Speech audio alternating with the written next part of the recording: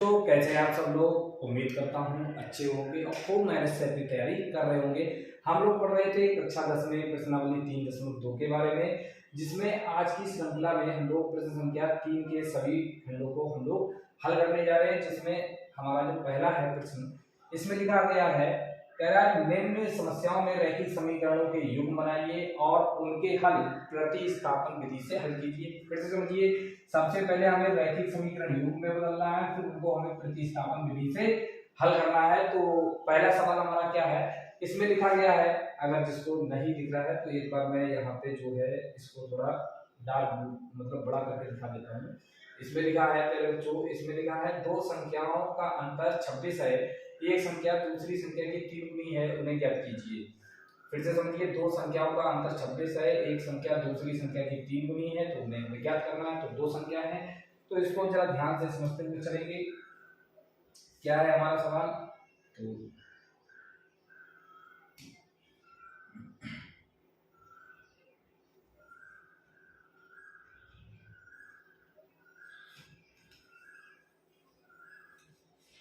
दो संख्याओं का अंतर कितना है, 26 है। तो मान लेते हैं ये हमारे पास 30 सवाल नंबर 3 का पहला पार्ट है।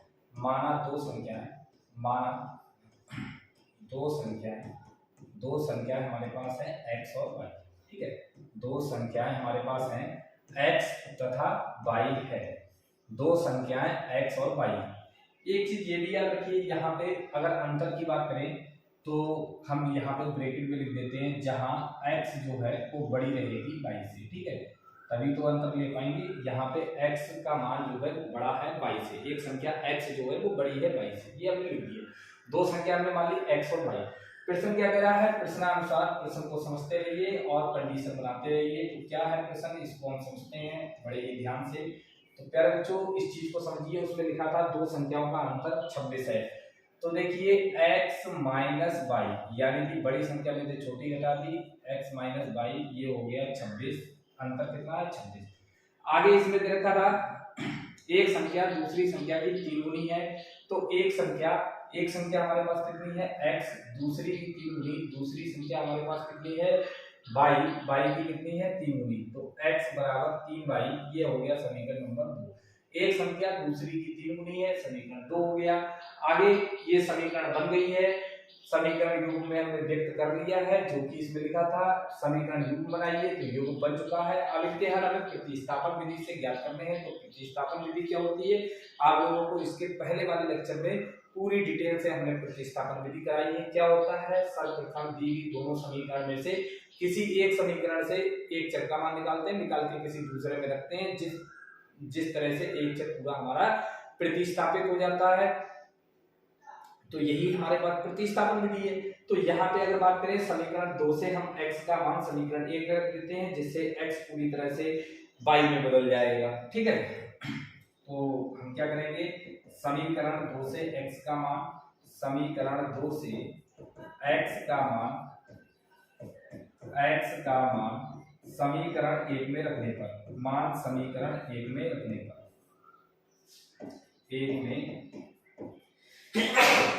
सॉरी x का मान समीकरण 1 में रखने पर।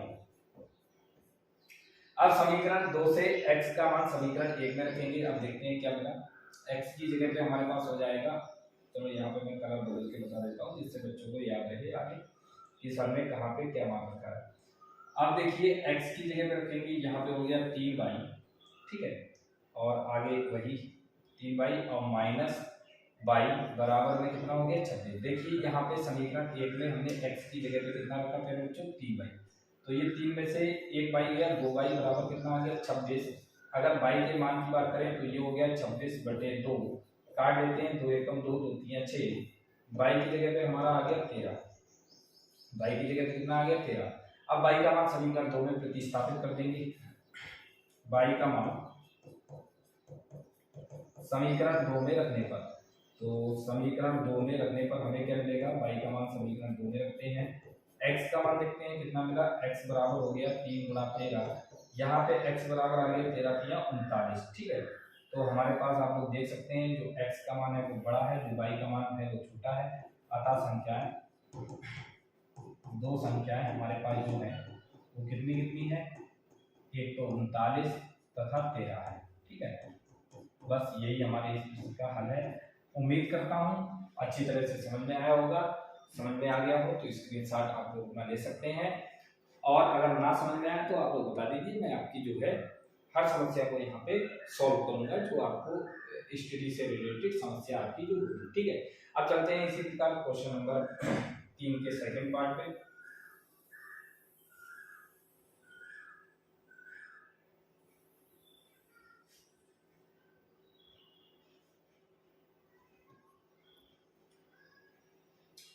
तीन का सेकंड पार्ट एक बार देख लेते हैं क्या है क्वेश्चन। इसमें लिखा है दो संपूरक कोणों में बड़ा कोण छोटे कोण से 18 डिग्री अधिक है, उन्हें ज्ञात कीजिए। संपूरक, तो प्यारे बच्चों फिर से समझिए संपूरक क्या होता है, संपूरक कोण क्या होता है, मैं थोड़ा नोट में लिखा देता हूँ आपके लिए। अगर बात करें संपूरक कोण की,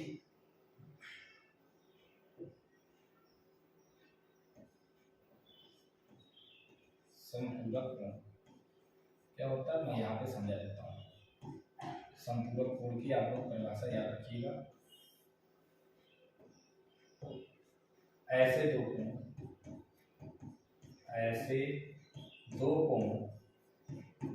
जिनका योगफल 180 होता है, 180 संपूरक कोण कहलाते हैं, संपूरक कोण कहलाते हैं। ठीक है, संपूरक कोण कहलाते हैं। तो ऐसे दो कोण जिनका योगफल 180 है तो वो क्या कहलाते हैं, संपूरक कोण कहलाते हैं। प्यारे बच्चों ये संपूरक कोण है, समझ में आ गया होगा। ऐसे दो कोण जिनका योग कितना हो 180, ये इसकी परिभाषा है, तो क्या कहलाते हैं, संपूरक कोण। बात करें दूसरे सवाल में तो इस चीज को हम लोग थोड़ा साइड में लिख देते हैं जिससे जो है ये डिस्टर्ब ना हो। ये तो आपका नोट पॉइंट के रूप में मैंने लिखा दिया, फिलहाल तो इस चीज को केवल याद रखना है आपको। तो संपूरक कोण क्या है, उम्मीद करता हूँ समझ में आ गया होगा आप लोगों के लिए।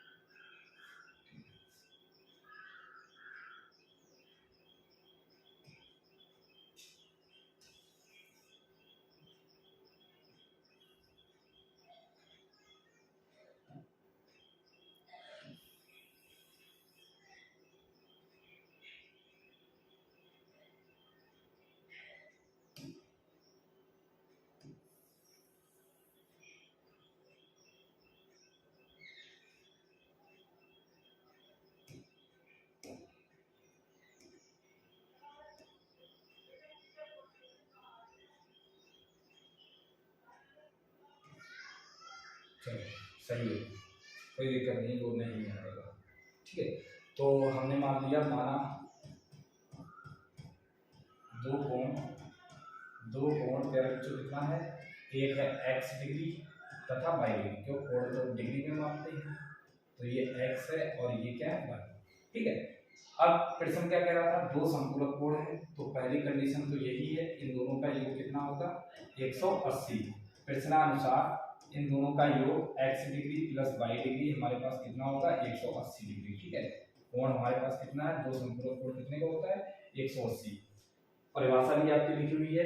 अब इसके आगे बढ़ते हैं, फिर इसके आगे क्या कहा है, उसमें कहा है बड़ा कोण छोटे कोण से 18 अधिक है।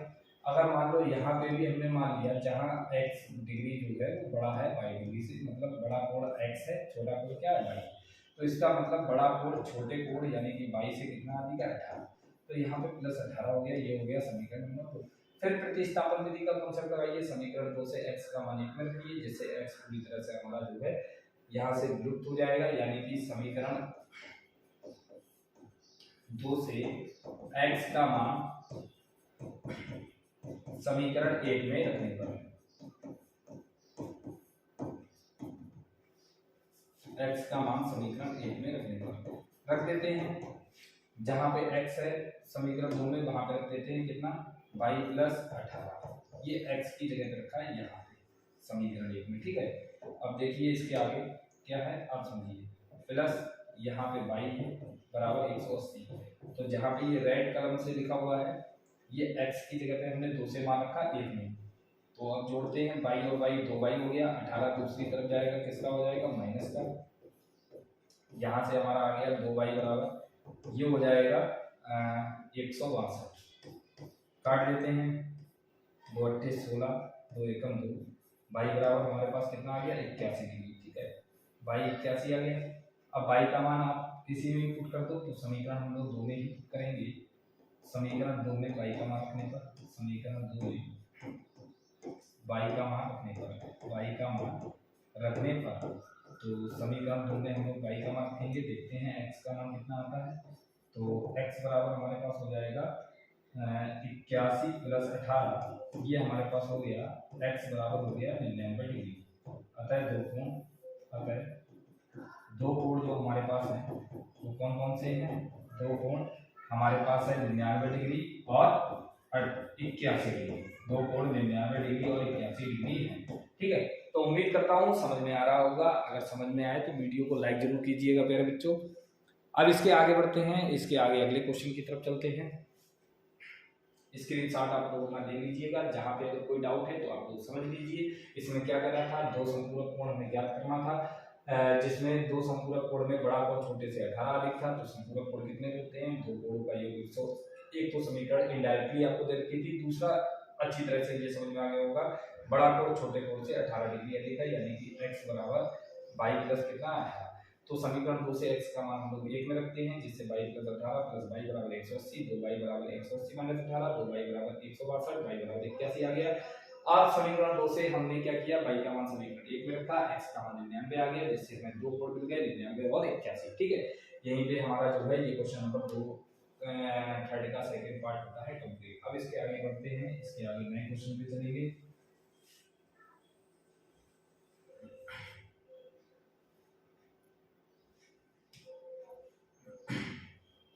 तीसरे का जो थर्ड पार्ट है, इसमें लिखा गया है, एक क्रिकेट टीम के कोच ने 7 बल्ले तथा 6 गेंद 3800 रुपए में खरीदी। एक बार मैं जूम करके दिखा देता हूँ, ये क्वेश्चन है, एक क्रिकेट टीम के कोच ने 7 बल्ले 6 गेंद 3800 रुपए में खरीदी, बाद में उसने 3 बल्ले 5 गेंद 1750 रुपए में खरीदी। प्रत्येक बल्ले और प्रत्येक गेंद का मूल्य, यानी कि प्रत्येक बल्ले और हमें प्रत्येक गेंद का मूल्य हमें यहाँ पे ज्ञात करना है। तो समझिए ये ज्ञात क्या करना है, प्रत्येक बल्ले और प्रत्येक गेंद। हमें अभी प्रत्येक बल्ले का मूल्य नहीं पता है, हमें प्रत्येक गेंद का मूल्य नहीं पता है, तो मान लीजिए माना प्रत्येक बल्ला x रुपए का है और प्रत्येक गेंद जो है y रुपए की है। तो अब समझते हैं चीजों को आसानी से, आसान सा क्वेश्चन है। माना प्रत्येक बल्ले का मूल्य, माना प्रत्येक बल्ले का जो मूल्य है, प्रत्येक बल्ले का मूल्य हमने कितना मान लिया, प्रत्येक बल्ले का मूल्य हमने मान लिया x रुपए, ठीक है। और प्रत्येक गेंद का मूल्य हमने मान लिया, प्रत्येक गेंद का मूल्य हमने मान लिया y रुपए, ठीक है। प्रत्येक बल्ला x रुपए का है, प्रत्येक गेंद y रुपए का है। प्रश्न क्या कह रहा है, प्रश्न अनुसार समझते चलिए, चीजों को आसानी से बनाते चलिए और आसानी से इसको हल कर देंगे हम लोग। इसमें कह रहा था 7 बल्ले 6 गेंदें कोच ने 3800 में खरीदी, एक बल्ला x का है तो 7 बल्ले 7x के हो जाएंगे, एक गेंद y की है और कितनी गेंदें 6 गेंदें 6y बराबर हो जाएगा 3800। ये पहली समीकरण हो गई प्यारे बच्चों। अगर किसी बच्चे को कोई दिक्कत हो तो आप लोग बता दीजिएगा। अब आपको पता है कि हमें एक बल्ला x रुपए का है, तो अगर 7 बल्ले की कीमत निकाल लीजिए 7 से गुणा कर दीजिए। जैसे आपको पता है 1 रुपए में 4 टॉफी आती हैं, बच्चे से कहे तो 5 रुपए की कितने मिलेगी, तो हिसाब लगा लेगा, 5 गुणा 4 520 टॉफी आएगी। उसी प्रकार से एक बल्ला अगर x का है, 7 बल्ले 7x के हो जाएंगे, एक गेंद अगर y की है 6 गेंद 6y की हो जाएंगी। दोनों मिलाकर कोच ने कितने में खरीदी, 3800 में। दूसरी कंडीशन क्या है इसमें, उसमें कह रहा है 3 बल्ले और 5 गेंद 1750 में, एक बल्ला x का है, 3 बल्ले 3x प्लस, और फिर इसके बाद क्या था 5 गेंदें, तो एक गेंद y की है, 5 गेंदें 5y बराबर हमारे पास कितना है 1750 रुपए। ये हो गया समीकरण नंबर 2। अब क्या करेंगे, समीकरण 1 और 2 प्रतिस्थापन विधि से हल करना है, क्योंकि क्वेश्चन में दिया था कि रैखिक समीकरण युग्म में बदलिए, उसके बाद प्रतिस्थापन विधि से हल कीजिए। युग्म में बदल चुका है, अब प्रतिस्थापन विधि से हमें इसका करना है हल, ठीक है। अब देखते हैं इसके आगे,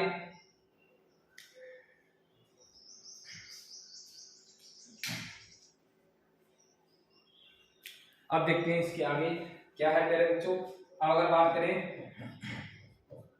तो समीकरण दो से हमने क्या किया, चाहे दो से निकाल लो चाहे एक से निकाल लो, किसी एक समीकरण से एक चर का मान निकालते हैं। तो अगर हम समीकरण एक से निकालते हैं तो एक से देख लीजिए, तो अगर हम x का मान निकालें या y का, तो मान लो हमने x का निकाला तो 7x इधर होगी, 6y उधर जाएगा, हो जाएगा माइनस का, तो 3800 और माइनस हो गया 6y। ठीक है, फिर इसके आगे अगर हम x का मान निकालेंगे तो ये हो जाएगा 3800 माइनस 6y और बटे में कितना हो जाएगा 7। इसको हमने डाल दिया समीकरण नंबर 3। ठीक, अब इस चीज को थोड़ा हल करेंगे। अब प्यारे बच्चों इस चीज को समझिएगा, यहाँ पे थोड़ा हल करते हैं, बहुत अच्छी तरह समझिएगा, क्योंकि चीजें आसान नहीं है, चीजें कठिन है काफी, लेकिन हम लोगों को आसानी से यहाँ पे सीखना है चीजों को। बात करें यहाँ पे ये है, ठीक है। तो अब चलते हैं इसके आगे, उम्मीद करता हूँ समझ में आ रहा होगा।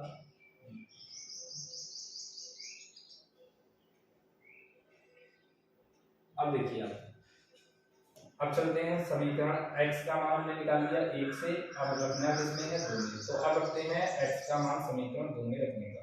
तो x का मान जो है समीकरण 2 में रखने का, x का मान समीकरण 2 में रखने पर 2 में रखेंगे, समीकरण 2 में रखने पर। अब प्यारे बच्चों फिर से आप लोग समझिएगा इस चीज को बहुत ही ध्यान से, क्योंकि चीजें आसान होनी चाहिए, कठिन नहीं होना चाहिए। ये गणित सब्जेक्ट ऐसा है, कठिन अगर कर दोगे तो बच्चा समझ नहीं पाएगा। तो 2 में हम लोग रखेंगे, 2 में x की जगह पे हम लोग वैल्यू पुट करेंगे, x कितना है 3800 माइनस 6y और बटे में कितना बेटा 7। ये लाल से हमने इसलिए लिख दिया ताकि आपको समझ में आए कहाँ पे रखा गया, समीकरण 2 में रखा गया है। आगे हमारे पास 3 है, x की जगह पे ये हमने वैल्यू पुट की है, और प्लस कितना है 5y और बराबर में कितना है हमारा 1750। ठीक है, आप लोगों को अच्छे से समझ में आए प्यारे बच्चों। अब प्यारे बच्चों क्या करेंगे, इसको हल करेंगे, इसके बटे में कुछ नहीं है, एक है, तो 3800 की पहले 3 से गुणा करेंगे, 0 0 8 तिया 24 हासिल 2 3 तिया 9 और 2 11 11400 माइनस 6 तिया 18y हो गया, और प्लस यहाँ पे हो गया 7 पंजे 35y और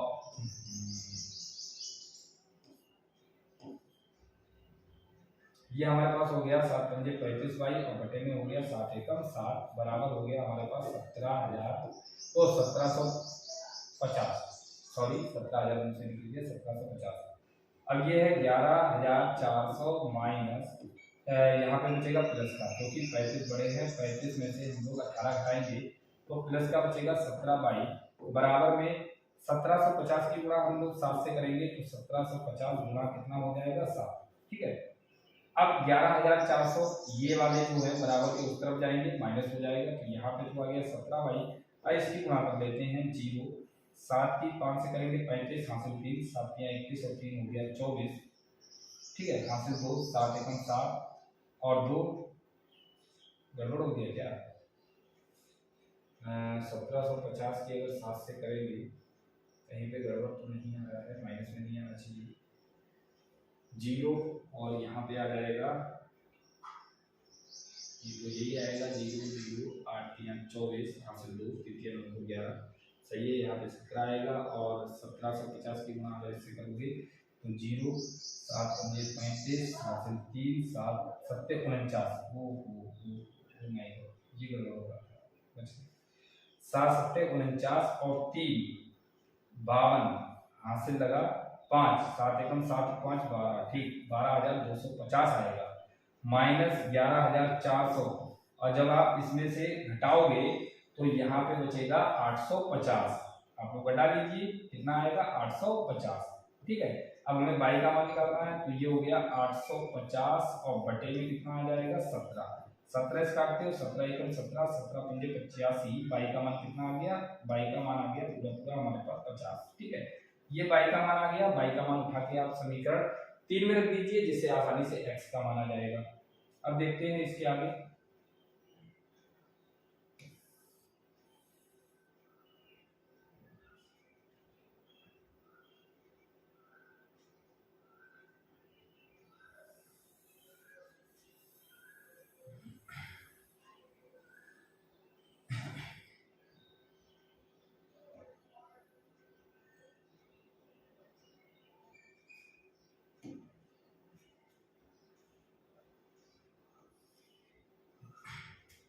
अब देखिए समीकरण 3 से, समीकरण 3 से, तो समीकरण 3 से हम समझेंगे क्या आएगा। समीकरण 3 से प्यारे बच्चों क्या आएगा, x की जगह पे देखिए कितना,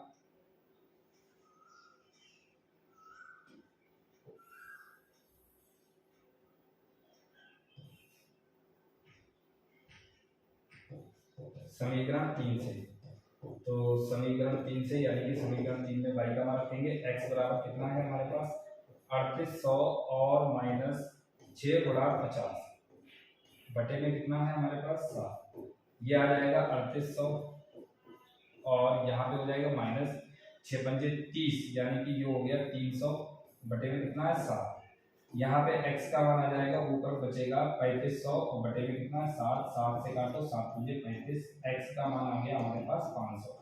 हमने x क्या मान रखा था बल्ले का मूल्य, तो इससे पता लग गया प्रत्येक बल्ला हमारे पास कितने का है 500 रुपए का, अर्थात प्रत्येक बल्ले का मूल्य, प्रत्येक बल्ले का जो मूल्य है, बल्ले का मूल्य हमारे पास हो गया 500 रुपए, और प्रत्येक जो गेंद है, प्रत्येक गेंद का मूल्य जो है, प्रत्येक गेंद का मूल्य हमारे पास कितना हो जाएगा प्यारे बच्चों 50 रुपए। ठीक है, उम्मीद करता हूँ समझ में आ गया होगा क्वेश्चन। अगर किसी बच्चे का कोई भी अगर डाउट है तो आप लोग कमेंट करके बताइएगा, जिससे मैं आपका जो है डाउट सॉल्व करता हूँ। ठीक है, एक बार स्क्रीनशॉट आप लोग अपना ले सकते हैं,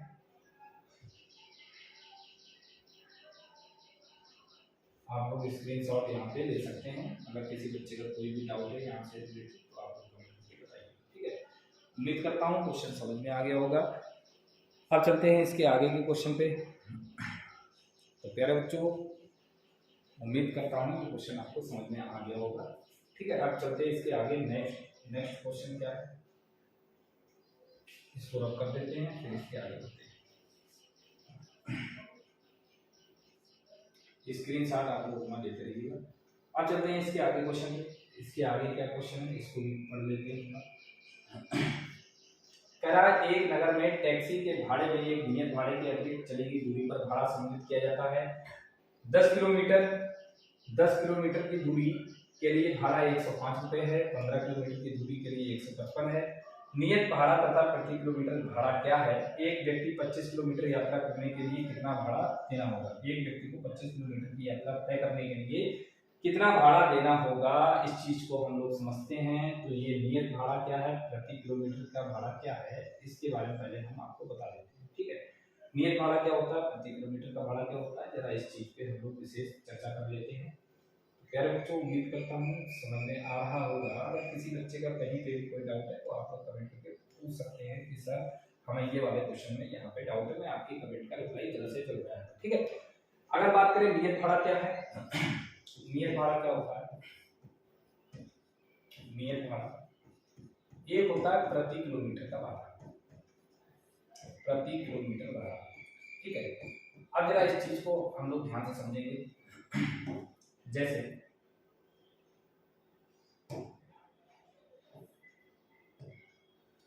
अगर बात करें यहाँ पे, तो यहाँ पे एक रेखा है, रेखा पे हमारे 2 पॉइंट हैं, एक स्थान ए है और एक स्थान बी है। ठीक है, इनके बीच की दूरी मान लो 10 किलोमीटर है। कितनी है, 10 किलोमीटर। यहाँ से यहाँ तक कितनी डिस्टेंस है, 10 किलोमीटर। अब जरा ध्यान से सुनिएगा प्यारे बच्चों, इस चीज को जरा गौर से कीजिएगा। 10 किलोमीटर है तो अगर मान लो यहाँ पे आपके पास एक टैक्सी है, एक टैक्सी है, ये टैक्सी। अब यहाँ से आप स्टार्ट करेंगे चलना, अपनी जर्नी स्टार्ट करेंगे। आप स्थान ए से बैठेंगे जब गाड़ी पे, तो आप लोग यहाँ पे ड्राइवर से कहेंगे भाई हमें स्थान बी पर जाना है, जिसके बीच की दूरी कितनी है, 10 किलोमीटर। तो व्यक्ति आपसे कहेगा कि सर चलिए हम आपको ले चलेंगे, लेकिन हमारे पास 2 कंडीशन है। क्या कि एक तो आपको हमारा जो है नियत भाड़ा कि हम एक स्थान से दूसरे स्थान पे जाएंगे तो हमारी आपको मजदूरी देनी पड़ेगी। नियत का मतलब उसने तय कर लिया कि हम 10 किलोमीटर दूरी आप कितनी भी दूर ले जाएंगे, लेकिन हमारा जो पहला है चार्ज वो आपको 50 रुपए या कुछ भी वो आपसे कह देगा कि ये तो आपका लगेगा। ठीक है, तो ये 50 क्या है इसके भी बारे में बताएंगे। फिर आपसे कहेगा कि एक और 10 किलोमीटर आपको जाना है और 1 किलोमीटर का मैं चार्ज करता हूँ 5 रुपए। 1 किलोमीटर का मैं चार्ज कितना करता हूँ, 5 रुपए। अब आप अगर उसको 10 किलोमीटर ले जाएंगे तो 1 किलोमीटर का तो 5 रुपए है, तो 10 किलोमीटर का कितना हो जाएगा, 10 गुणा 5, यानी कि आप हिसाब लगा लीजिए 50 रुपए ये आपका हो गया। 10 किलोमीटर ले जाने का, क्योंकि वो 1 किलोमीटर का 5 रुपये चार्ज कर रहा है, 10 किलोमीटर का कितना हो गया 50 रुपये। तो ये 50 जो है, ये जो 50 है ये प्रति किलोमीटर के हिसाब से आ गया आपका 10 किलोमीटर जाने पर। क्यों 5 रुपये प्रति किलोमीटर का उसका रेट है, 10 किलोमीटर आप ले गए तो ये बना 50 रुपये, ठीक है। और ये जो है ये उसका चार्ज है जो नियत भाड़ा उसने अपनी टैक्सी का लगा रखा है कि हमारी टैक्सी बुक चली होगी जब आप नियत रेट पहले 50 रुपये अलग रखिएगा एक्स्ट्रा। तो अब उम्मीद करता हूँ समझ में आ गया होगा। अगर मान लो वो आपको 20 किलोमीटर ले जाता तब भी उसका नियत भाड़ा यही रहता, नियत उसने 50 अपनी टैक्सी का रख रखा है तो 50 ही रहेगा, लेकिन अब 20 गुणा 5 20 पंजे 100 अब ये हो गया, तो टोटल आपको जो देना पड़ेगा, टोटल कितना देना पड़ेगा 100 रुपये ये और 50 रुपये ये, कुल मिला के आपको देना पड़ेगा 150 रुपये का चार्ज। यहाँ पे आपका कितना था 50 ये होता है टोटल 50, क्योंकि कुल भाड़ा जो होता है उसमें नियत भाड़ा और प्रति किलोमीटर का भाड़ा दोनों एडजस्ट किए जाते हैं। तो उम्मीद करता हूँ आप लोग समझ में आ गए होंगे नियत भाड़ा क्या है। किसी भी चीज पर अगर हम कोई फिक्स रेट रख दें कि हमारी ये चीज यहाँ से जब आगे जाएगी जब इसका आप इतना चार्ज आप पहले पे करेंगे, ठीक है, इतना चार्ज आपको अलग से देना पड़ेगा, ये होता है नियत भाड़ा। उसने अगर निश्चित कर दिया कि 50 रुपये हमें आपको देना ही है, चाहे आप 1 किलोमीटर जाइए, चाहे 2 किलोमीटर जाइए, चाहे 3 किलोमीटर जाइए, चाहे 4 किलोमीटर जाइए, कितने भी किलोमीटर ले जाइए, आपको पहले फिक्स रेट 50 रुपये हमारे डिपोजिट करने होंगे, मतलब 50 रुपये आपको देने ही होंगे, ठीक है। अब फिर प्रति किलोमीटर का रेट उसका जो भी, जैसे 5 रुपये रख दिया, कोई 10 रुपये रख देता है, 20 रुपये रख दे, कुछ भी रख दे, लेकिन वो आपका जो है किसमें गिना जाएगा, वो आपका अलग चीज है, ये अलग चीज है, ठीक है। तो दोनों को जरा ध्यान से समझिएगा। तो उम्मीद करता हूँ समझ में आ गया होगा नियत भाड़ा और प्रति किलोमीटर का भाड़ा। अब चलते हैं इसके आगे। इसके आगे क्या है, मान लेते हैं, माना जो प्रश्न संख्या 3 का जो क्वेश्चन नंबर 4 है, माना नियत भाड़ा हमने मान लिया, नियत भाड़ा कितना है, नियत जो भाड़ा है उसका टैक्सी का वो हमारे पास है x रुपये, ठीक है, नियत भाड़ा हमारा x रुपये है। और जो प्रति किलोमीटर का जो भाड़ा है, प्रति किलोमीटर का भाड़ा वो हमने कितना मान लिया, प्रति किलोमीटर का भाड़ा हमने मान लिया 22 रुपये, ठीक है। अब प्रश्न क्या कह रहा था, प्रश्नानुसार समझिएगा चीजों को, प्रश्नानुसार प्रश्न जो कह रहा है इसके बारे में समझिएगा, प्रश्नानुसार चीजों को। इसमें कह रहा था कि एक नगर में टैक्सी के भाड़े में एक नियत भाड़ा तथा अतिरिक्त चली गई दूरी पर भाड़ा सम्मिलित है। 10 किलोमीटर दूरी तय करने के लिए भाड़ा 150 रुपये है। तो 10 किलोमीटर के लिए 150 रुपये उसने चार्ज रखा है। तो अब इसको जरा ध्यान से समझिएगा। तो 10 किलोमीटर के लिए नियत भाड़ा कितना है x, 1 किलोमीटर का चार्ज कितना है y, तो 10 किलोमीटर का कितना हो जाएगा 10y बराबर कितना रुपए वो चार्ज कर रहा है 105 रुपये, बराबर में 105 हो जाएगा। ये हो गया समीकरण नंबर 1। फिर से समझिए, नियत भाड़ा x रुपये था और प्रत्येक किलोमीटर का भाड़ा y रुपये था। 10 किलोमीटर टैक्सी गई तो x + 10y बराबर 105 रुपये उसने दिया। ये हो गई समीकरण 1। दूसरा क्या है, 15 किलोमीटर के लिए 155 रुपये का भाड़ा है। 15 किलोमीटर में नियत भाड़ा कितना है x रुपये, 1 किलोमीटर का y है तो 15 किलोमीटर का 15y हो जाएगा, बराबर में कितना है 155 रुपये, ठीक है। ये हो गया हमारे पास समीकरण नंबर 2। अब समीकरण 1 और 2 को हमें प्रतिस्थापन विधि से हल करना है। तो आपके पास यहाँ पे कॉन्सेप्ट क्या है, दोनों में से किसी एक समीकरण से एक चर का मान निकालते हैं, निकाल के किसी दूसरे में रखते हैं। इस प्रकार एक चर पूरी तरह से हमारा प्रतिस्थापित हो जाएगा। यही विधि हमारी प्रतिस्थापन विधि कहलाती है। तो अब जरा ध्यान से देखिए, हमने मान लिया समीकरण 1 से हमने मान निकाला है, ठीक है, और वो भी निकाला किसका x का। x बराबर कितना हो जाएगा 105 - 10y। ये हो गया हमारे पास समीकरण नंबर 3। x का मान समीकरण 2 में रख दीजिए। तो अब यहाँ पे लिखते हैं x का मान समीकरण 2 में रखने, तो x का मान समीकरण 2 में रखने पर, तो x का मान हम लोग रखते हैं समीकरण 2 में, क्या मिलेगा हमारे पास, जहां पे x है वहां पे 2 में मान रख देते हैं, कितना है 10 105 सॉरी यहाँ पे रखते हैं मान समीकरण 2 में 105 - 10y। ये हमने किसकी जगह पे रखा x की जगह पे, ठीक है। और प्लस हमारे पास कितना है, प्लस हमारे पास है 15y बराबर में है 155। तो ये हमने समीकरण 2 में x की जगह पे रखा। ये रेड पेन से आप लोग ध्यान रख सकते हो कि ये x का मान रखा गया समीकरण नंबर 2 में। अब इसके आगे बढ़ते हैं, ये 105, अब ये यहाँ पे माइनस करेंगे तो ये 15 है, ये 10 है, 15 प्लस का 10 माइनस का, यहाँ पे बचा 5y। और बराबर में हमारा है 155 और माइनस हमारे पास कितना है 105। यहाँ पे है 5y बराबर, यहाँ पे कितना बचा 50। अगर 5 से काटते हैं 5 × 7 = 50, तो y का मान हमारे पास कितना है 10। तो y का मान हमारे पास कितना आ गया मेरे बच्चों 10 आ गया। अब हमारे पास y का मान आ चुका है। अब y का मान उठा के चाहे समीकरण 3 में रख दीजिए, 2 में रख दीजिए, 1 में रख दीजिए, जिसमें आपका मन हो उसमें रख सकते हैं। तो हमारे लिए इजी पड़ेगा वो समीकरण 3 में। तो समीकरण 3 से अगर बात करें या समीकरण 3 में y का मान रखने पर, y का मान रखने पर अब देखते हैं हमारे लिए क्या मिलेगा। समीकरण 3 में अगर हम y का मान रखेंगे तो हमारे पास कितना आ जाएगा, x बराबर हमारे पास आ जाएगा 105 माइनस 10 गुना 10। ये हमारे पास हो गया 105 माइनस 10 × 100, हमारे पास कितना बचा 500। ठीक है, तो इसका मतलब हमारे पास कितना आ गया कि हमारे पास जो नियत भाड़ा है वो हमारे पास कितना था, नियत भाड़ा हमारे पास x जो है वो 5 रुपये आ गया, और प्रति किलोमीटर का जो भाड़ा है वो हमारे पास कितना आ गया, प्रति किलोमीटर का भाड़ा हमारे पास जो आ गया वो 10 रुपये आ गया। ठीक है, तो उम्मीद करता हूँ समझ में आ गया होगा। इसको मैं थोड़ा सही से लिख देता हूँ क्योंकि क्वेश्चन बड़ा है काफी।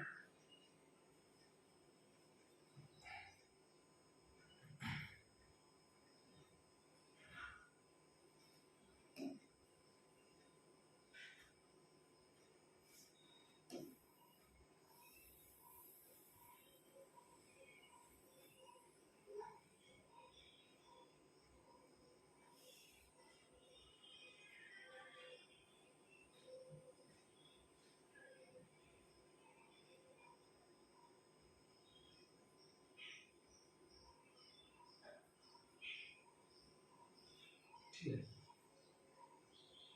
बाद में हम लोग लिख देते हैं। अतः जो आपका नियत भाड़ा है, नियत भाड़ा वो हमारे पास कितना है 5 रुपये, और प्रति किलोमीटर भाड़ा, प्रति किलोमीटर का भाड़ा वो हमारे पास कितना है तेरे बच्चों 10 रुपये है। ठीक है, अब आगे क्या है, अभी आगे रह गया है। आगे कह रहा है एक व्यक्ति 25 किलोमीटर यात्रा करने के लिए कितना भाड़ा देना होगा। तो 25 किलोमीटर के लिए कुल भाड़ा, 25 किलोमीटर के लिए भाड़ा जो है यात्रा के लिए जो हमारे पास भाड़ा है 25 किलोमीटर के लिए भाड़ा क्या हो जाएगा, नियत हमारे पास ये हो जाएगा। पहले तो फार्मूला लिख दीजिए x प्लस 25y, क्योंकि x तो नियत है और y प्रति किलोमीटर का है, तो 25 किलोमीटर 25y आ जाएगा। x की जगह पे कितना 5 प्लस 25 गुणा y का मान कितना है 10, ये हो जाएगा 5 प्लस ये हो जाएगा 25.250, ये हो गया 255 रुपए। तो अब उम्मीद करता हूँ आप लोगों के लिए समझ में आ रहा होगा। 25 किलोमीटर के लिए जो हमारे पास भाड़ा है वो 255 रुपए का है। ठीक है, तो उम्मीद करता हूँ ये क्वेश्चन समझ में आया होगा। अगर जिस बच्चे को जहाँ पे कोई डाउट है तो आप लोग कमेंट करके पूछ सकते हैं कि सर मुझे यहाँ पे इस क्वेश्चन में ये डाउट है, तो मैं आगे के लेक्चर में आपका ये क्वेश्चन दोबारा रिपीट कर दूंगा। अगर जो भी क्वेश्चन आपको नहीं समझ में आया होगा, मैं आपकी डेली कमेंट देखता हूँ। प्यारे बच्चों, उम्मीद करता हूँ क्वेश्चन आपको समझ में आ रहे होंगे। अब इसके आगे चलते हैं अगले क्वेश्चन पे। स्क्रीनशॉट आप लोग अपना इसका ले लीजिए, उम्मीद करता हूँ समझ में आ रहा होगा। ठीक है, अब बढ़ते हैं इसके आगे के क्वेश्चन पे।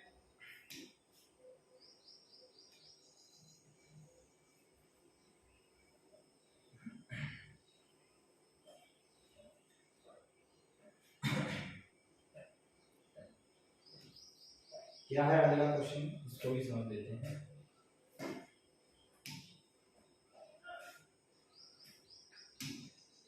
अगला क्वेश्चन हमारा क्या है, इसमें लिखा है क्वेश्चन नंबर 5(3) का कह रहा है यदि किसी भिन्न के अंश और हर में 2 जोड़ दिया जाए। इसमें लिखा है भिन्न के अंश और हर दोनों में 2 जोड़ दिया जाए तो वह 9/11 हो जाती है। ठीक है, तो उसका मान कितना हो जाता है 9/11। और यदि अंश और हर दोनों में 3 जोड़ दिया जाए, अंश में भी हर में भी 3 जोड़ दिया जाए तो वह 5/6 हो जाती है। तो वह भिन्न क्या है। नॉर्मल सा भिन्न हमारे पास होती है अंश बटे हर के रूप में, यानी कि x/y, और भिन्न कभी भी ऋणात्मक नहीं हो सकती। और भिन्न में जो हर का मान आता है वो अंश वाले से क्या आता है बड़ा, क्योंकि भिन्न हमेशा याद रखिए भिन्न जो है किसी भी संख्या का भाग होती है, किसी भी संख्या का क्या होती है भाग, और भिन्न कभी भी ऋणात्मक नहीं हो सकती। इस चीज को याद रखिएगा। कभी आपसे कोई पूछने लगे तो आप लोग यहाँ पे याद रखिएगा, माना भिन्न हमने कितना मान लिया अंश बटे हर के रूप में जो लिखते हैं वो परमेय संख्या भी होती है, लेकिन भिन्न और परमेय संख्या में अंतर है। क्या, भिन्न कभी भी ऋणात्मक नहीं हो सकती। दूसरी चीज, भिन्न किसी निश्चित संख्या का एक भाग होती है, जैसे ऊपर वाली संख्या कभी भी नीचे वाली संख्या से बड़ी नहीं हो सकती। जैसे अगर लिखा हो 5/4 तो ये भिन्न नहीं है, ये परमेय संख्या होगी, लेकिन 4/5 रखा है तो ये भिन्न होगी। ठीक है, 7/8 रखा है, ये भी भिन्न है, लेकिन अगर कहीं पे 3/2 है तो ये भिन्न नहीं है, ये परमेय संख्या के अंतर्गत आएगी। तो प्रत्येक भिन्न परमेय संख्या हो सकती है, लेकिन प्रत्येक परमेय संख्या भिन्न नहीं हो सकती। तो ये भी चीजें हैं छोटी छोटी। अगर बात करें तो आप लोग इस चीज पे विशेष ध्यान दीजिए, मतलब जो भी नोट्स हैं आप लोग मैं बताता हूँ तो ये अपने बनाते रहिए। ठीक है, क्योंकि चीजों को हम अगर धीरे धीरे समझते रहेंगे तो आप लोगों को काफी लाभ होने वाला है। और जिस किसी को अगर नोट्स चाहिए तो कमेंट में आपको बता दीजिए कि सर मुझे नोट्स चाहिए, मैं आपको जो है जोड़ दूंगा अपने ऐप से या अपने टेलीग्राम चैनल से, जिससे आप लोग जो है यहाँ से हमारा पूरा पीडीएफ वगैरह आपको प्राप्त हो सकती है। ठीक है, अब अगर बात करें भिन्न हमारे पास हो गई x/y। अब प्रश्न के अनुसार समझिए, प्रश्नानुसार प्रश्न क्या कह रहा है, प्रश्न के बारे में समझिए। इसमें कह रहा है यदि किसी भिन्न के अंश और हर दोनों में 2 जोड़ दिया जाए, यानी कि भिन्न का अंश x और हर कितना है y, दोनों में हम लोग क्या करते हैं 2 जोड़ते हैं, ये भी 2 जुड़ गया, ये भी 2 जुड़ गया, तो हमारे पास जो भिन्न है वो कितनी हो जाती है 9/11। 9/11 हल करते हैं। हल करने का एक ही मेथड है, इसकी कैची गुणा यानी बजट गुणा कर दीजिए। 11 की इधर करते हैं और 9 की इधर करते हैं, y + 2। ठीक है, तो ये हो जाएगा 11x + 2, इधर हो जाएगा 9, ये हो जाएगा y + 2। ठीक है, इसको हल करेंगे, ये हो गया 11x + 11 दूनी 22 बराबर में 9y और प्लस 9 दूनी 18। ठीक है, अब यहाँ पे थोड़ा हल करेंगे, x y एक तरफ, ये हो गया 11x - 9y बराबर 18 माइनस हो गया 22। ठीक, ये हमारे पास हो गया 11x - 9y बराबर में हो गया -4। ये हमारे पास हो गई समीकरण नंबर 1। चलते हैं दूसरी शर्त के अनुसार। दूसरी शर्त हमारे पास क्या है, यदि अंश और हर दोनों में 3 जोड़ दिया जाए। अंश हमारे पास था x और हर था y, दोनों में 3 जोड़ दें तो x + 3 y + 3, तो ये भिन्न बदल जाती है 5/6 में। 5 किसमें 6 में। फिर से यही तरीका, इसकी इधर गुणा करेंगे, इसकी इधर गुणा करेंगे, क्रॉस गुणा। तो अब हमारे पास क्या होगा 6x + 6 हो जाएगा 18 बराबर, ये हो जाएगा 5y + 5 हो जाएगा 15। 5y + 5 हो जाएगा 15। अब देखिए 6x 5y इस तरफ लाएंगे, ये माइनस का हो जाएगा, ये हो जाएगा 15 - 18, ये हमारे पास हो जाएगा 6x - 5y बराबर में हो गया हमारे पास -3। ये हमारे पास बन गई समीकरण नंबर 2। अब हम लोग क्या करेंगे प्यारे बच्चों, समीकरण 1 और 2 को हल करेंगे प्रतिस्थापन विधि से। प्रतिस्थापन विधि क्या होती है, दोनों समीकरण में से किसी एक समीकरण को लेते हैं और किसी एक चर का मान निकालते हैं, निकाल कर किसी दूसरे समीकरण में रखते हैं, यही हमारे प्रतिस्थापन विधि होती है। अगर बात करें हम समीकरण 1 से मान निकाल लें चाहे 2 से, हमने मान लो 1 रखा समीकरण 1 से, तो यहाँ से x का मान निकालेंगे, ये हमारे पास है 11x, चाहे y का भी निकाल सकते हो, जो आपका मन है वो निकाल लीजिए, बराबर में कितना है -4।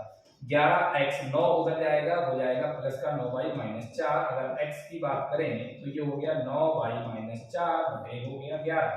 ये हो गया हमारे पास समीकरण नंबर 3। अब x का मान हमने कहां से निकाला 1 से, तो 1 को छोड़कर x का मान किसमें रखेंगे 2 में। तो अब लिख देते हैं यहाँ पे समीकरण 2 में, यानी कि समीकरण 2 में x का मान रखने पर, 2 में x का मान रखने पर, तो x का मान रखेंगे। तो प्यारे बच्चों इस चीज को जरा ध्यान से समझते हुए चलिए। ठीक है, एक बार मैं इस चीज को, अब देखिए समीकरण 2 में x की जगह पे हम कितना रखेंगे 9y - 4 बटे में हो जाएगा 11। ये केवल x की जगह पे रखा। अब जैसे आपको समझ में आ जाए, x की जगह पे हमने कितना रखा 9y - 4 बटे 11 और साथ में कितना है 6 और -5y बराबर में -3। ये रेड पेन से इसलिए लिखा ताकि आप लोगों को समझ में आए कि सर ने कहाँ पे क्या वैल्यू लिखी है। ठीक है, इसको मैं एक बार फिर छोटा कर देता हूँ क्योंकि ये आ नहीं पाएगा, क्वेश्चन है हमारा बड़ा सा।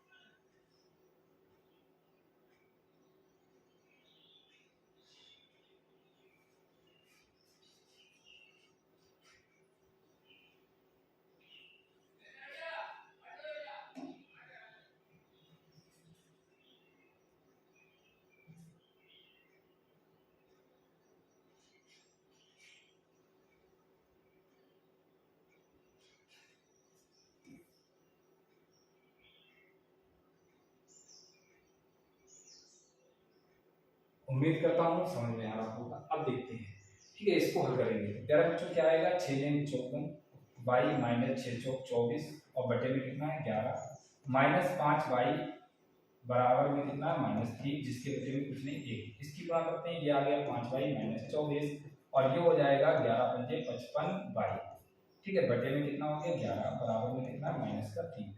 इसको भी हल करते हैं आगे। ये 5 वाई में से मतलब 55 वाई में से 5 वाई जाएगा, यहाँ पे ये माइनस का ये प्लस का है, माइनस का हो गया 50 वाई और माइनस का कितना है 24 बराबर में 11 के 3 से गुणा करोगे, 11 3 हो जाएगा 33। कहीं पे गलत नहीं है, अरे सॉरी, ये 6 की गुणा 9 में होगी, 6 ने हो जाएगा 54, 6 ने हो जाएगा 54 वाई। यहाँ पे भी थोड़ा इरेज करना पड़ेगा, फिर समझते हैं। यहाँ पे भी हो जाएगा 54 वाई। अब कह रहे तो यहाँ पे समझिए ये 50 नहीं होगा, ये 50 नहीं होगा, यहाँ पे केवल बचेगा 5 वाई, ठीक है। इसको समझते हैं, ये बचा माइनस का केवल वाई, माइनस का वाई बचेगा, ठीक है। ये माइनस का वाई बचा, जो 55 में से 54 जाएगा माइनस का वाई। अब यहाँ पे देखते हैं माइनस वाई बराबर 24 उस तरफ जाएगा, प्लस का 24 माइनस 33, ये माइनस का वाई बराबर माइनस का कितना बचा 9, ठीक है। अब यहाँ पे माइनस से माइनस कैंसिल, वाई का मान कितना आ गया 9। वाई का मान हम लोग रखते हैं समीकरण नंबर 3 में रख दीजिए, चाहे 1 में रख दीजिए, चाहे 2 में रख दीजिए, जिसमें आपको उचित लगे, लेकिन समीकरण 3 काफी आसान हो जाएगी। समीकरण 3 से समीकरण 3 में वाई का मान रखेंगे तो x बराबर हो जाएगा 9 गुणा 9 माइनस 4 और बटे में कितना हो जाएगा 11, 9 ने 81 माइनस 4 बटे में कितना है हमारे पास 11, कितना बचा 77 बटे 11, 11 एकम 11, 11 सत्ते 77। इस प्रकार जो x का मान है वो हमारे पास आ चुका है 7, जो भिन्न होगी, अतः भिन्न हमारे पास कितनी हो जाएगी x बटे वाई है, x बटे वाई, x का मतलब कितना है हमारे पास 7 और बटे वाई का मान कितना है हमारे पास 9, तो 7 बटे 9 हमारा जो है बिल्कुल फाइनल आंसर हो जाएगा। अगर किसी बच्चे का कोई भी डाउट है तो आप लोग कमेंट करके बताइएगा, मेरे बच्चों उम्मीद करता हूँ समझ में आ रहा होगा, ठीक है। अब चलते हैं इसके आगे, स्क्रीनशॉट आप लोग अपना ले सकते हैं, किसी बच्चे का अगर कोई भी डाउट है इससे रिलेटेड तो आप लोग कमेंट करके जरूर बताइएगा। अब चलते हैं अगले क्वेश्चन पे, जो हमारा लास्ट क्वेश्चन है इस एक्सरसाइज का।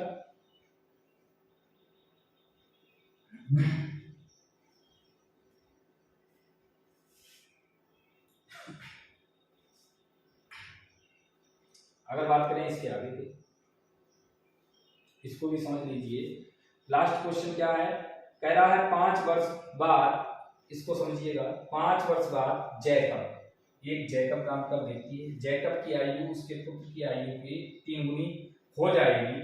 5 वर्ष पूर्व जैकब की आयु उसके पुत्र की आयु की 7 गुनी थी, उनकी वर्तमान आयु ज्ञात कीजिए। ये आपका 3.2 का अंतिम क्वेश्चन है। बात करें इस क्वेश्चन को, जरा हल करते हैं प्यारे बच्चों। तो 2 लोग हैं, एक तो जैकब एक उसका पुत्र, दोनों की आयु हमें निकालना है। समझते हुए चलते हैं चीजों को आसानी से, अब समझेंगे। क्वेश्चन नंबर 3 का जो अंतिम है 6, मान लिया, माना जैकब की आयु, जैकब की वर्तमान आयु, कोई भी चीज हम देते हैं आयु वाले तो वर्तमान मानते हैं, वर्तमान आयु हमने कितनी मान ली x वर्ष, कि इस समय वर्तमान में जैकब x वर्ष का है, ठीक है। और पुत्र की वर्तमान आयु हमने कितनी मान ली, पुत्र की वर्तमान आयु हमने मान लिया कि पुत्र इस समय कितने वर्ष का है, पुत्र की आयु जो है वो पुत्र है 22 वर्ष का, पुत्र की आयु कितनी है प्यारे बच्चों 22 वर्ष। अब अगर बात करें तो हमारे पास जैकब है और जैकब का पुत्र है, तो जरा एक बार डायग्राम के माध्यम से समझ लेते हैं रफली, फिर उसके बाद आगे बढ़ेंगे। ये जैकब है तो ये इसका पुत्र है, ठीक है। हमने मान लिया ये जैकब है, देखते हैं भाई जैकब क्या करना चाह रहे हैं, और ये इनका पुत्र है, ठीक है। तो समझते हैं चीजों को। मान लिया जैकब इस समय x साल का है, पुत्र 22 साल का है। तो अगर आपसे कहे कि 5 वर्ष पहले जैकब की आयु उसके पुत्र की आयु भी 3 हुई, जैसे अगर एक व्यक्ति इस समय 40 साल का है, उसका पुत्र मान लो अगर 30 साल का है, अगर आपसे कहें 5 साल पहले, तो 5 साल अगर पहले चले, 5 साल पहले, तो ये 5 साल पहले 5 कम आयु का होगा, यानी कि 35 का रहा होगा। पुत्र 5 साल पहले कितना रहा होगा, 5 वर्ष पहले हमारे पास अगर बात करें 5 साल पहले, तो ये कितने का होगा 25 का। यानी कि आपने क्या किया, जो वर्तमान आयु इस समय उसकी 40 है, 5 वर्ष पहले उसमें से क्या कर दिया 5 घटा दिया। ठीक है, यहाँ पे वर्तमान आयु कितनी है x, तो 5 वर्ष पहले क्या होगा, ये x कम होगा और ये क्या होगा, ये भी 5 कम होगा, ये 22 से 5 कम होगा, ये x से, क्योंकि x वर्ष का था जैकब, तो 5 वर्ष पहले x माइनस 5 वर्ष का होगा। पुत्र 22 वर्ष का है इस समय, तो 5 वर्ष पहले 5 माइनस 22। क्या कह रहा था कंडीशन, कह रहा था 5 वर्ष बाद, सॉरी ये 5 वर्ष बाद है, पूर्व और बाद, चलो कोई बात नहीं, ये पूर्व वाला कॉन्सेप्ट आपको समझ में आ गया हो, ये भी आगे आएगा। ठीक है, बात करें यहाँ पे बाद शब्द है, तो 40 वर्ष, 40 में अगर 5 वर्ष बाद की बात करें, तो 5 वर्ष अगर बाद की बात करें तो दो शब्द हैं, एक तो पूर्व, एक होता है बाद। इसमें बात करें 5 वर्ष बाद, तो जरा ध्यान से समझना, अगर इस समय जैकब 40, कोई व्यक्ति अगर 40 वर्ष का है, तो 5 वर्ष बाद 5 साल बड़ा हो जाएगा, 45 का हो जाएगा। 30 वर्ष का जो इंसान है 5 वर्ष बाद कितने हो जाएगा 35। तो यहाँ पे क्या है, यहाँ पे अगर बाद की बात करें तो बाद में चीजें जुड़ती हैं, पहले की बात करें तो चीजें घटती हैं। तो इस लाइन में यही लिखा गया है कि 5 वर्ष बाद जैकब की आयु पुत्र की आयु से 3 गुनी हो जाएगी। तो 5 वर्ष बाद इस समय x के हैं तो ये x प्लस 5 हो जाएंगे, ये y के हैं तो y प्लस 5, और ये इनकी आयु के कितने गुने हो जाएंगे 3। तो बस नॉर्मल सा है, इसको हल करेंगे, ये पहली आपकी समीकरण बन जाएगी। फिर से समझिए, अगर जैकब इस समय x साल का है, 5 वर्ष बाद ये 5 बढ़ जाएगा। इसी प्रकार पुत्र जो है इस समय 22 वर्ष का है, तो 5 वर्ष बाद ये y प्लस 5 हो जाएगा। जैकब पुत्र के 3 गुनी है, 3 से क्या हो जाएगी गुणा। इसी प्रकार देखिए इसमें आगे क्या है, 5 वर्ष पूर्व, अगर पूर्व की बात करें तो इस समय जैकब अगर x साल के थे, तो 5 वर्ष पहले ये x माइनस 5 के रहे होंगे, और इनका पुत्र जो है 7 मतलब पुत्र भी कितना हो जाएगा y माइनस 5, और ये कितने गुनी है, कह रहा जैकब की आयु उसके पुत्र की आयु की 7 गुनी है। ठीक है, 5 वर्ष पहले ये कितने के हैं 7, इसको भी हल करिए, दूसरी समीकरण आपकी बन जाएगी। तो नॉर्मल सा था। कह रहे बच्चों अब देखते हैं इसके आगे, क्वेश्चन को समझ लिया होगा उम्मीद करता हूं, तो आप फिर समझिएगा। प्रश्न के अनुसार,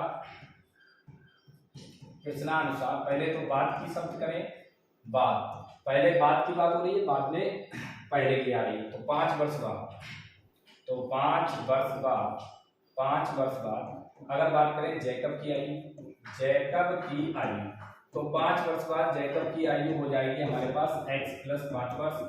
5 वर्ष बाद अगर बात करें पुत्र की आयु, तो 5 वर्ष बाद पुत्र की जो आयु होगी, पुत्र की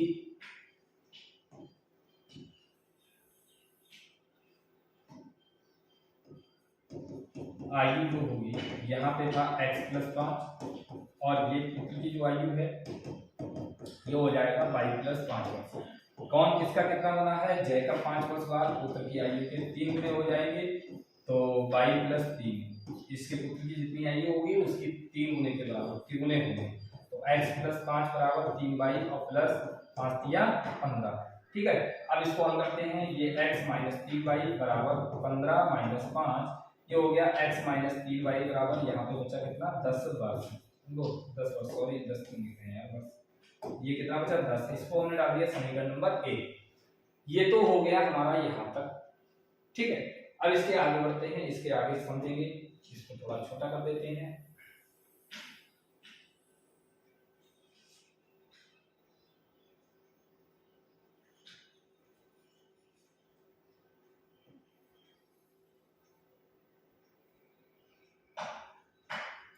अब इसके आगे बढ़ेंगे मेरे बच्चों, इसके आगे चीजों को समझेंगे।